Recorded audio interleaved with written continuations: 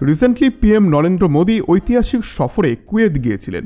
এই সফরকে ঐতিহাসিক বলা হচ্ছে কারণ শেষবার যখন কোনো ভারতীয় প্রধানমন্ত্রী এই গুরুত্বপূর্ণ গালফ দেশ সফরে গিয়েছিলেন তখন সাল ছিল 1981। সেই সময় ইন্দিরা গান্ধী কুয়েত সফর করেছিলেন। আর এবার 43 বছর পরে মোদিজির এই সফরটি বিভিন্ন দিক থেকে অত্যন্ত গুরুত্বপূর্ণ।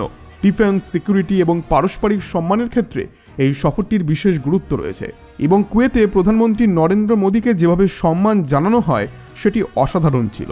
এখন আপনি যদি মানচিত্রে কুয়েতকে দেখেন তাহলে হয়তো ভাববেন এত ছোট একটা দেশ, পশ্চিম এশিয়ার এই দেশের জনসংখ্যা মাত্র 45 লাখের মতো, তবুও কুয়েত ভারতের জন্য এত গুরুত্বপূর্ণ কেন? আমি আপনাকে বলবো কেন এই দেশটি ভবিষ্যতে ভারতের জন্য একটি গুরুত্বপূর্ণ দেশ হয়ে উঠতে চলেছে। বন্ধুরা, ভারত এমন একটি দেশ যারা তাদের সাহায্যকারী দেশগুলিকে কখনো ভুলে যায় না। মনে আছে হয়তো আপনার যে যখন কোভিড-19 মহামারী চলছিল তখন ভারতে কোভিডের ঢেউ আছড়ে পড়েছিল। সেই সময় ভারতে লিকুইড অক্সিজেনের বড় অভাব দেখা যায়। লিকুইড অক্সিজেন কন্টেইনার আমাদের খুব প্রয়োজন ছিল। সেই সময় ফ্রান্স সহ আরও অনেক দেশ আমাদেরকে সাহায্য করেছিল, কিন্তু আমরা কুয়েতকে ভুলতে পারি না। কারণ কুয়েত প্রথমে ভারতকে 215 মেট্রিক টন অক্সিজেন পাঠিয়েছিল এবং পরে জানিয়েছিল যে তারা আরও 1400 মেট্রিক টন অক্সিজেন সরবরাহ করতে প্রস্তুত। এরপর ভারতের নৌবাহিনীর জাহাজগুলি কুয়েতে গিয়ে বিপুল পরিমাণ অক্সিজেন সংগ্রহ করে ভারতে নিয়ে আসে। এই লিকুইড মেডিকেল অক্সিজেন ভারতের হাসপাতালে ব্যবহার করা হয়েছিল, যা অনেক মানুষের প্রাণ বাঁচিয়েছিল। এটি তো ছিল 2021 সালের কথা। এখন আমরা 2025 সালে প্রবেশ করতে চলেছি। 4 বছর কেটে গেছে, কিন্তু কুয়েতের এই বিশেষ সহানুভূতিপূর্ণ উদ্যোগ কখনোই ভোলা উচিত নয়। আর কুয়েতকে যদি আপনি একটি দেশ হিসেবে দেখেন তাহলে এটি পুরোপুরি একটি ইসলামিক দেশ। এখানে অধিকাংশ মানুষ ইসলাম ধর্ম পালন করেন। তবে একই সময় কুয়েতকে এই অঞ্চলের অন্যতম ওপেন মাইন্ডেড দেশগুলির একটি বলা যেতে পারে। ইউএইর বাইরে হয়তো কুয়েতকে এই সবথেকে ওপেন মাইন্ডেড দেশ হিসেবে বিবেচনা করা যেতে পারে। কুয়েতে অনেক শো অর্গানাইজ করা হয় এবং এই শোগুলি আরব বিশ্বের মধ্যে খুবই জনপ্রিয়। সম্প্রতি পিএম মোদী কুয়েতে গিয়েছিলেন, তখন তিনি সেখানে দুজন লেখকের সঙ্গে সাক্ষাৎ করেছিলেন। এই লেখকেরা সম্প্রতি রামায়ণ এবং মহাভারতকে আরবি ভাষায় অনুবাদ করেছিলেন। এটি একটি বিশাল বড় ঘটনা। কুয়েতে বসবাসরত 2 লেখক আবদুল্লাহ আল বারাউন এবং আব্দুল লতিফ আল নেসেব ভারতীয় মহাকাব্যগুলিকে আরবি ভাষায় অনুবাদ করেছেন। তারা রামায়ণ এবং মহাভারতকে ট্রান্সলেট করার উদ্যোগটি শুরু করেছিলেন কারণ তারা দুজনেই ভারতীয় সংস্কৃতি নিয়ে দীর্ঘদিন ধরে গবেষণা করেছেন। বিশেষত মহাভারত এবং রামায়ণের মতো মহাকাব্যগুলি তাদের মধ্যে গভীর আগ্রহ তৈরি করেছিল। তারা উপলব্ধি করেন যে ভারতীয় সাহিত্য এবং সংস্কৃতির এই রত্ন সম গ্রন্থগুলি মধ্যপ্রাচ্যের মানুষের কাছে অজানা। তারা সিদ্ধান্ত নেন যে এই মহাকাব্যগুলিকে আরবি ভাষায় অনুবাদ করলে কুয়েত সমগ্র মধ্যপ্রাচ্যের মানুষ ভারতীয় সংস্কৃতির সঙ্গে গভীরভাবে পরিচিত হতে পারবে। তবে এই অনুবাদের কাজ কিন্তু সহজ ছিল না। মহাভারত এবং রামায়ণ শুধুমাত্র গল্প নয়, এটি একটি গভীর দার্শনিক, ধর্মীয় এবং সামাজিক বার্তায় পরিপূর্ণ। এই মহাকাব্যগুলিকে আরবি ভাষায় অনুবাদ করতে হলে মূল কাহিনীর মর্মার্থকে অক্ষুণ্ণ রাখতে হতো। ভাষাগত এবং সাংস্কৃতিক পার্থক্যগুলির সঙ্গে মানিয়ে নিয়ে তারা এই কাজ সম্পন্ন করেন। পুরো কাজটি করতে তাদের লেগে যায় প্রায় 3 বছর। আরবি ভাষায় লেখা এই গ্রন্থে শুধু গল্প নয়, প্রত্যেকটি চরিত্র এবং ঘটনার ব্যাখ্যা খুব সূক্ষ্মভাবে উপস্থাপন করা হয়েছে। প্রতিটি অধ্যায়ে ভারতীয় ধর্ম এবং সংস্কৃতির বিশেষ বার্তা মধ্যপ্রাচ্যের মানুষের কাছে বোধগম্য করে তোলার চেষ্টা করা হয়েছে। আর পিএম মোদী এই 2 মহান লেখকের সঙ্গে সরাসরি দেখা করেন। তিনি তাদের কাজের প্রশংসা করেন এবং বলেন যে আপনারা শুধু 2 দেশের নয়, 2 সভ্যতার মধ্যে একটি সেতু তৈরি করেছেন। এখন আপনি এখানে একটি প্রশ্ন তুলতে পারেন। কয়েক মাস আগে একটি খবর এসেছিল যেখানে বলা হয়েছিল 9 জন ভারতীয় শ্রমিক যারা কুয়েতে কাজ করছিলেন তারা চাকরি হারান। বর্তমান সময়ে লক্ষাধিক ভারতীয় শ্রমিক কুয়েতে কাজ করেন। কুয়েতের মোট শ্রম শক্তির 30% ভারতীয়। বাকি অংশে পাকিস্তানি, বাংলাদেশি, শ্রীলঙ্কান এবং অন্যান্য দেশের শ্রমিকেরা রয়েছেন। কুয়েতের মোট জনসংখ্যার 21% ভারতীয়, যা লক্ষাধিক সংখ্যায় পৌঁছে যায়। কিন্তু ব্যাপারটা হলো যে যখন ভারতে রাম মন্দির উদ্বোধন করা হয়েছিল তখন কয়েকজন ভারতীয় শ্রমিক তাদের লেবার ক্যাম্পে মিষ্টি বিতরণ করেছিলেন, কিন্তু তাদের বস এটিকে পছন্দ করেননি। সেই কারণে 9 জন ভারতীয় শ্রমিককে চাকরি থেকে বরখাস্ত করা হয়।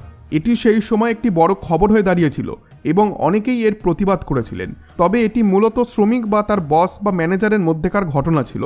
কিন্তু যদি কুয়েত সরকারের কথা বলা হয় তবে এই অঞ্চলের অন্যান্য দেশের তুলনায় কুয়েত কিছুটা ওপেন মাইন্ডেড। তবে এটি এখনও কিছু সীমাবদ্ধতার মধ্যে রয়েছে।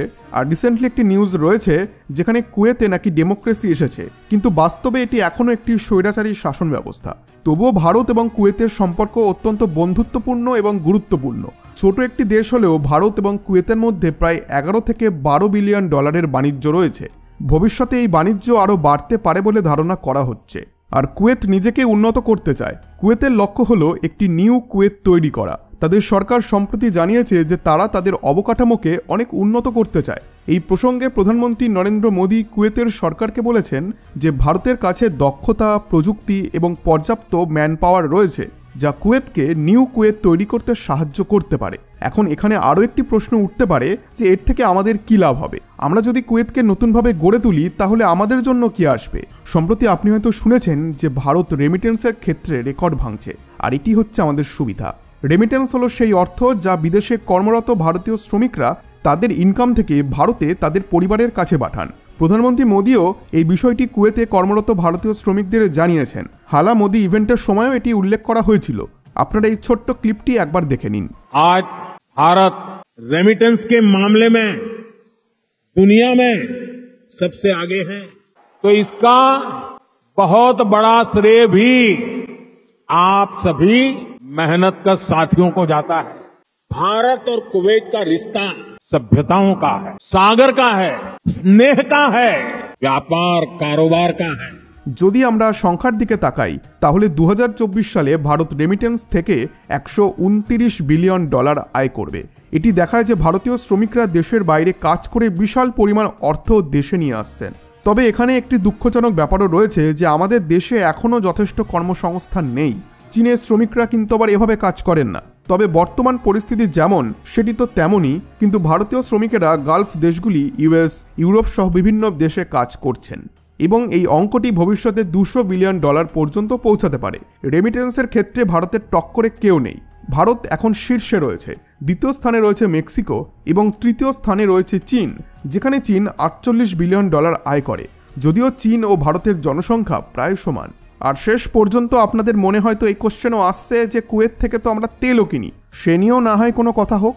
তাহলে দেখুন যে আসলে তা নয়। ভারতের মোট জ্বালানির চাহিদার মাত্র 3% কুয়েত থেকে আসে। এটি এমন একটি অংশ যা আমরা সহজেই পরিবর্তন করতে পারি। যদি রাশিয়া থেকে অতিরিক্ত তেল কিনি বা নাইজেরিয়া থেকে আমদানি করি তাহলে কুয়েতের তেল আমাদের জন্য বিশেষ কোনো নির্ভরতার বিষয় নয়। আমাদের কাছে প্রচুর বিকল্প রয়েছে। তাই ভারত ও কুয়েতের মধ্যে তেলের বাণিজ্য খুব গুরুত্বপূর্ণ নয় এবং অন্য যেসব বিকল্পগুলি রয়েছে সেগুলি আরও বেশি স্ট্রং।